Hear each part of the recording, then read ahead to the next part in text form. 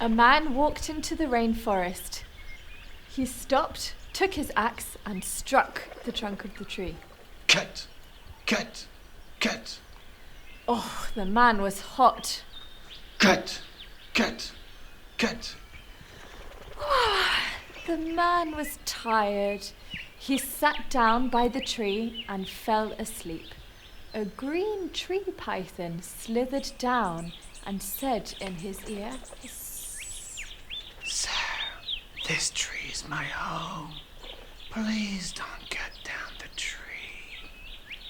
A butterfly flew near the sleeping man's ear and said, "Sir, we eat the nectar in the flowers. Please don't cut down the tree." A possum climbed down the tree. It said to the man, "Sir, this tree is my home. Please don't cut down the tree." A fruit dove flew down from the branches. "Sir, this tree is my home. Please don't cut down the tree."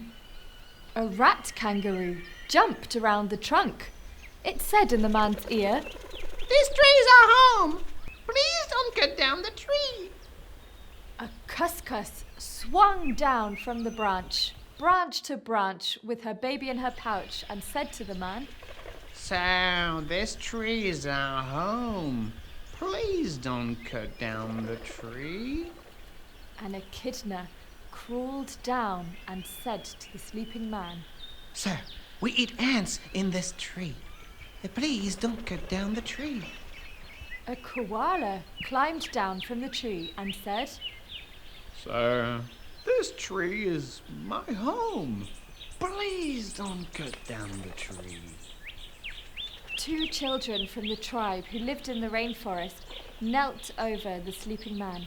They whispered in his ear, "Sir, when you wake up, please don't cut down the tree." The man woke up.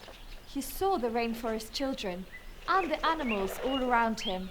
The man smelled the flowers and picked up his axe and walked out of the forest.